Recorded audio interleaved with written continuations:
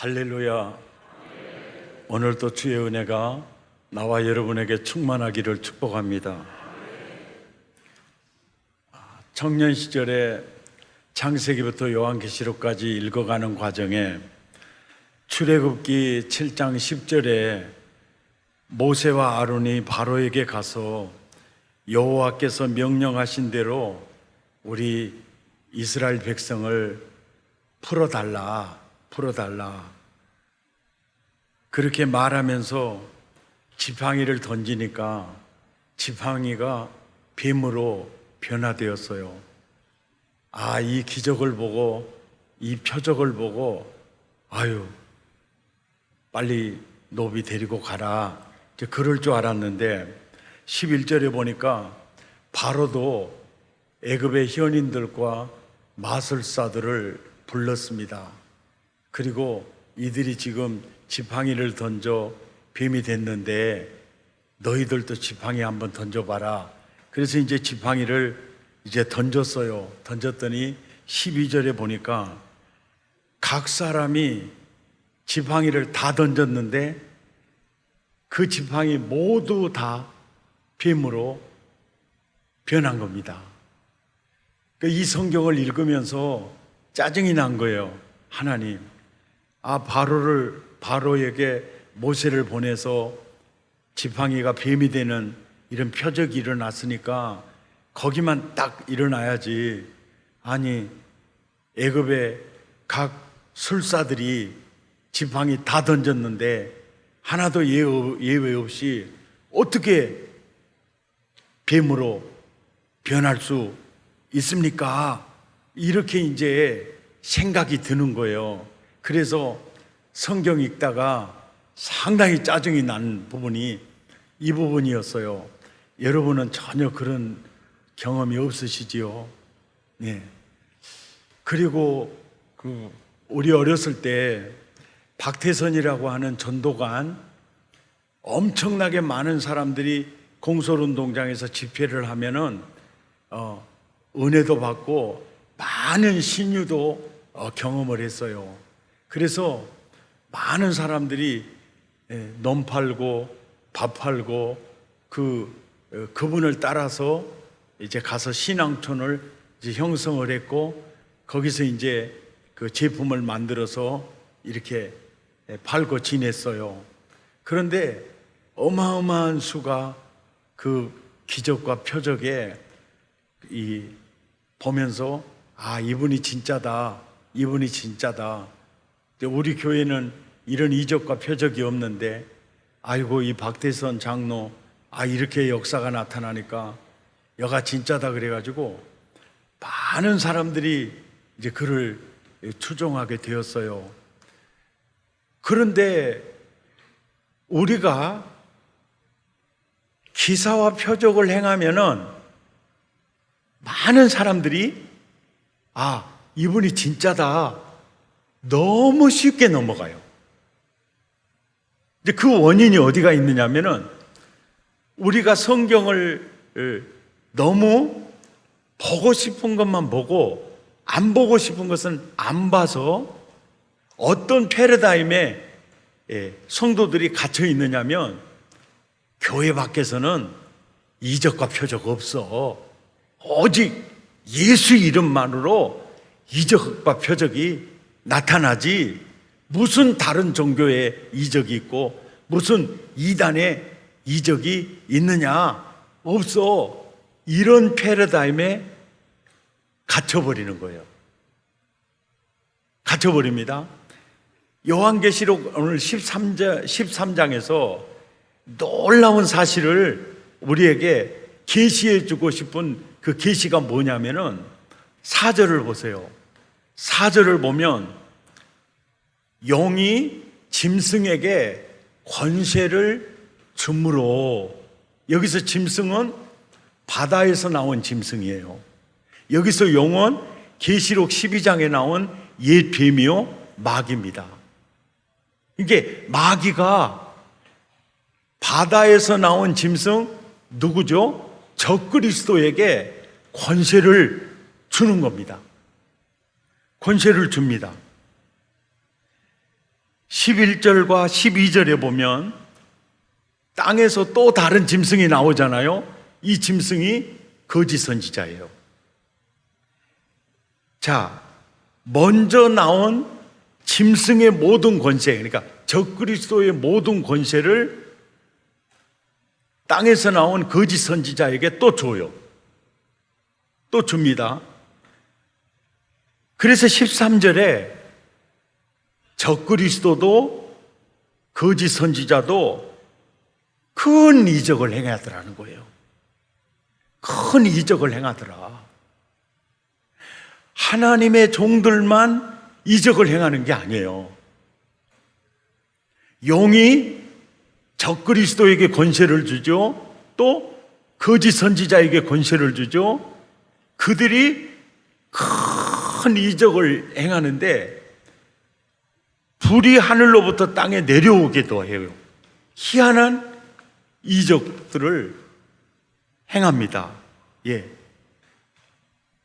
그래서 결국은 14절에 보면은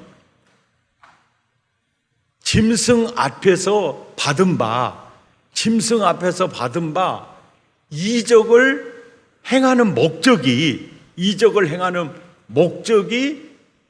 땅에 거하는 자들을 미혹하게 하기 위한 목적으로 그들이 큰 이적을 행해요. 그러니까 용이 적그리스도에게 거짓 선지자들에게 권세를 줘요. 왜? 적그리스도와 거짓 선지자들로 하여금 이적을 행하게 함으로 영혼을 미혹시키기 위한 목적으로 그렇게 해서 결국은 적그리스도, 짐승, 우상을 만들게 해서 그 속에 완전히 사로잡히도록 이렇게 역사를 해요. 지난 시간에 말씀드렸죠. 적그리스도, 거짓 선지자들은 다른 종교, 이단, 또 교회 안에서도 어린 양같이 뿔이 있는데 입에서는 나오는 말은 용의 말을 하는 이 거짓 선지자, 이들에게 용이 권세를 주어요. 그리고 많은 이적과 표적을 행하게 함으로 영혼을 미혹하게 합니다. 근데 우리는 교회만 기적 있어, 예수 이름으로만 기적 있어, 이렇게 교인들을 가르쳤고, 그래서 많은 사람들이 이적을 행하면 그가 말한 진리, 그의 어떤 인격을 보지 않고 표적과 이적을 보고 그걸로 너무 쉽게 넘어가 버리는 거예요. 그래서 요한계시록 13장에서 야, 다른 종교에도 큰 이적과 큰 표적이 있어. 이단에게도 큰 표적과 그게 있어. 또 어린 양의 뿔을 갖고 있는데 입에서 나오는 말은 용의 말이야. 완전 거짓 선지자거든요. 이들에게도 큰 이적과 큰 표적이 나타나. 그러니까 예수님께서 당부하시는 메시지가 뭐냐면 마태복음 24장 24절에 보면 거짓 그리스도, 적그리스도, 또 거짓 선지자들이 일어나 큰 표적과 기사를 보여 할 수만 있으면 택하신 자들도 미혹하려고 지금 강력하게 역사하고 있으니 큰 이적과 표적을 보고 묻지도 않고 따지지도 않고 그를 추정하거나 따르면 금코 다친다. 그 얘기를 하고 있는 거예요. 아멘입니까? 마태복음 24장 4절 함께 읽죠. 시작. 예수께서 대답하여 이르시되 너희가 사람의 미혹을 5절 많은 사람이 내 이름으로 와서 이르되 나는 그리스도라 하여 많은 사람을 미혹하는 거예요. 미혹할 때 쓰는 게 큰 이적과 큰 표적이에요. 근데 우리는 교회 다니면서 늘 들었던 내용이 예수 이름만이 기적이야. 예수 이름만이 표적이 나타날 수 있어. 다른 종교, 이단 절대 나타날 수 없어. 이렇게 이 패러다임에 갇히다 보니까 이적과 표적에 너무 쉽게 넘어가 버리는 거예요. 이해가 되시면 아멘 하십시다. 심지어는 이런 큰 이적과 이 큰 표적은요, 보세요, 구약 시대에도 역사에 있었어요. 다른 종교에서 이게 있었어요. 그래서 신명기 13장 1절에서 2절에 보면 모세가 이걸 당부해요. 너희 중에 선지자나 또 꿈꾸는 자가 일어나서, 보세요, 이적과 기사를 보이고 다른 신들을 우리가 여기 기사와 이적을 보니까 진짜야. 그래서 우리 이 신을 섬기자라고 할 거다. 그럴 때 그걸 따라가지 마라 그러는 거예요. 아멘입니까? 이적과 표적은 다른 종교, 이단, 거짓 선지자들에게도 누가 주는 권세? 영이 주는 권세에 따라서 이게 나타나고 이것을 통해서 무수한 영혼을 미혹하고 있으니 현혹되면 안 된다. 이 말씀을 하고 있는 거예요. 3절입니다. 시작. 너는 그 선지자나 꿈꾸는 자의 말을 뭐하지 마라? 청종하지 마라. 그리고 5절에 가서 그러는 거예요. 그런 선지자나 꿈꾸는 자는 영혼을 도둑질하는 자들이기 때문에 죽이라고 하는 거예요. 아주 위험한 존재들이다. 그래서 계시록 13장에서 이 부분을 통해서 이 너무나 명쾌하게 정리해 주는 겁니다. 이해가 되시면 아멘 하십시다. 그 다음에 이제 6절을 볼 때 참 이제 이해가 안 되는 그 문장이 있어요. 그 이해가 안 되는 문장이요. 적그리스도, 이렇게 바다에서 나온 짐승 적그리스도거든요. 그 짐승이 입을 벌려서 하나님을 향하여 비방을 합니다. 비방을 하는 목적은 뭐냐? 하나님을 향해 막 비방하는 건 뭐냐면 그 하나님을 믿는 사람들을 미혹하게 하기 위해서 하나님을 비방해요. 이게 하나님을 비방한다 그래서 하나님을 화나게 해서 어떤 사고가 일어나도록 그런 목적이 아니고, 막 예수 믿으려면 내 주먹을 믿으라, 이거 하나님 비방하는 거잖아요. 그러면서 이렇게 그를 믿지 않도록, 막 이렇게 목적이 뭐냐면은 바로 그를 따르지 못하도록 하기 위해서 하나님을 비방을 해요. 그리고 하나님만 비방하는 것이 아니고 그의 이름과 하나님의 이름과 그의 장막, 이 쉽게 말하면 그의 교회의 교회, 그의 성전. 그러니까 하나님의 이름과 그의 성전, 우리가 하나님의 성전이잖아요. 그의 성전 곧 하늘에 사는 자를 비방하더라, 이렇게 말을 하고 있어요. 그러니까 이 구절을 읽으면 하늘에 사는 자를 비방한다? 그러면 적그리스도가 하나님을 비방하고 하늘에 사는 자를 비방하면 하늘에 사는 자들이 그 비방의 소리를 듣는가? 이 생각이 들죠. 이 생각이 들지 않습니까? 그러면서 이 구절을 더 깊이 연구하게 돼요, 이제. 자, 하늘에 사는 자가 도대체 누구야? 보니까 하늘에 사는 자 이꼬루, 그의 이름, 또 그의 장막, 그러니까 바로 교회, 성전, 예수님의 성전, 성령님의 성전, 하나님의 장막, 바로 나와 여러분이 하늘에 사는 자라는 거예요. 하늘에 사는 자라는 거예요. 그런데 왜 이렇게 연구하고 묵상해야 깨달을 수 있도록 하늘에 사는 자라는 표현을 하나님이 쓰고 계시는가? 여기에는 깊은 의도가 있어요. 깊은 의도가 있습니다. 자, 8절을 보세요. 이제 하늘에 사는 자와 완전히 대조가 되는 땅에 사는 자가 나오죠. 여기 나오죠. 땅에 사는 자들 나오죠. 그런데 땅에 사는 자들은 누구냐? 그 짐승에게 경배하는 자요.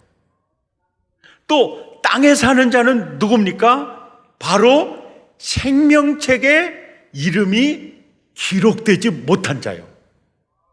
그러니까 생명책에 이름이 기록되지 못한 자, 구원받지 못한 자, 짐승 우상에게 경배하는 자는 바로 그들의 또 다른 표현은 땅에 사는 자요.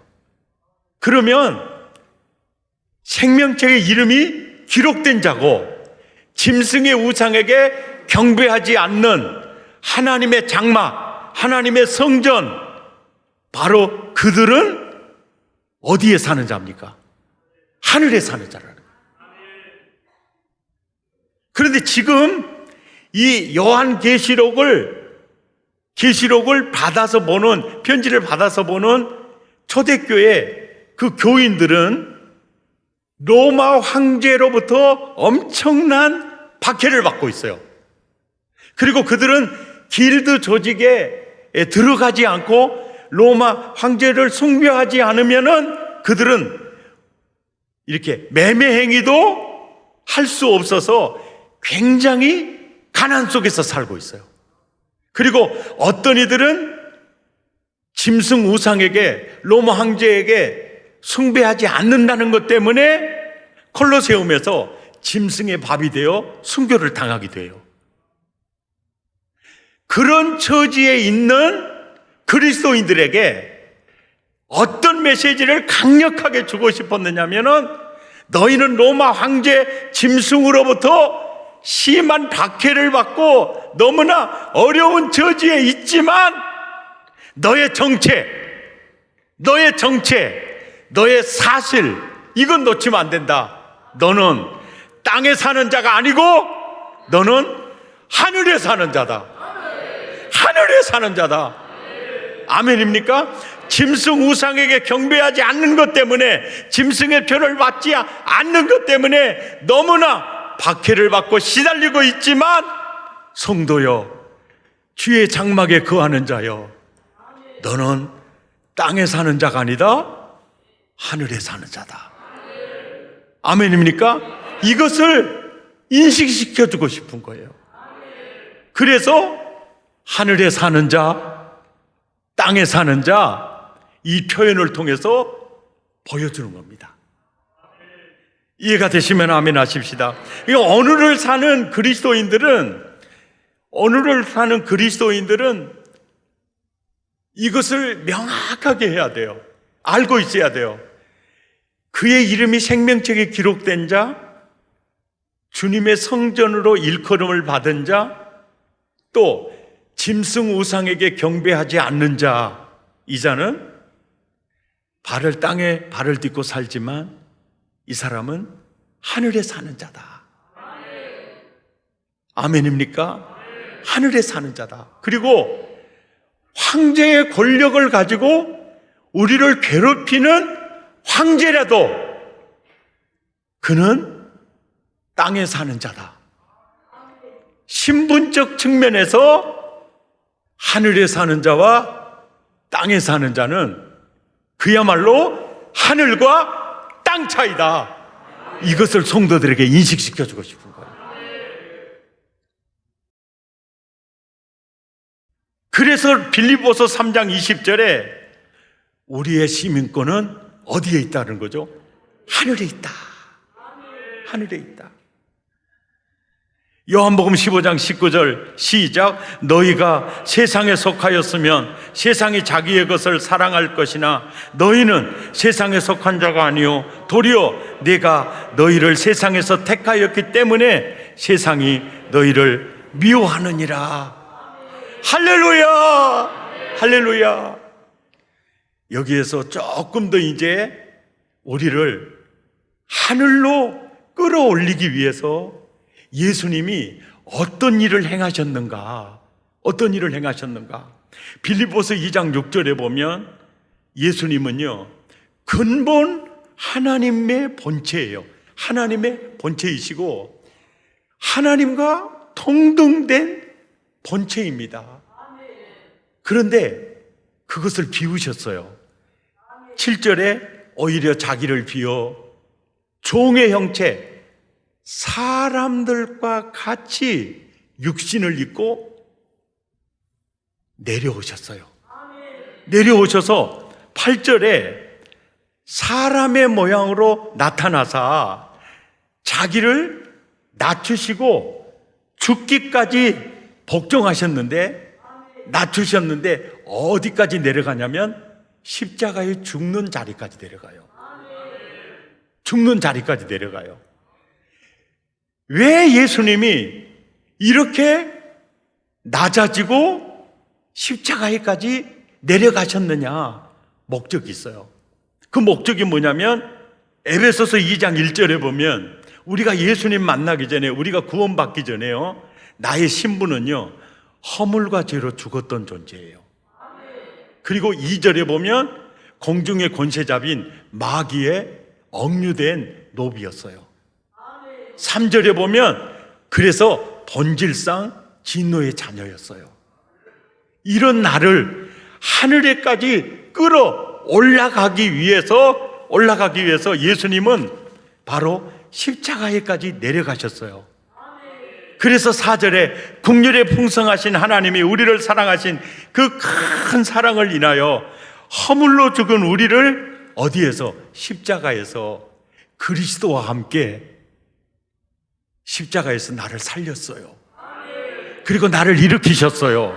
그리고 6절에 보니까 나를요 어디까지? 하늘에 앉혀놓는 겁니다. 이게 십자가의 은혜예요. 이 설교를 준비하면서 너무너무 은혜가 되는 게, 나를 하늘에 사는 자로 나를 끌어올리기 위해서 하나님이 이렇게 낮아지셨구나. 그리고 십자가에서 살리시고 일으키시고 하늘에 앉혀주셨구나. 이게 신자예요. 이게 예수의 피를 힘입은 하나님의 아들들이에요. 이 자들은 로마 황제의 박해 속에 힘겹게 살아가더라도 너희의 신분은, 너희의 시민권은 하늘에 있어. 너는 내 아들이야. 그리스도와 함께 유업을 이을 자야. 너는 하늘에 사는 자야. 이것을 핍박받고 박해받는 그들에게 하나님이 꼭 들려주고 싶어서 땅에 사는 자, 하늘에 사는 자를 대조하면서 계시해주고 있다는 거죠. 나 지금은 비록 땅을 벗하며 살지라도 내 영혼 저 하늘을 디디며 사네. 아멘. 이렇게 사시기를 바랍니다.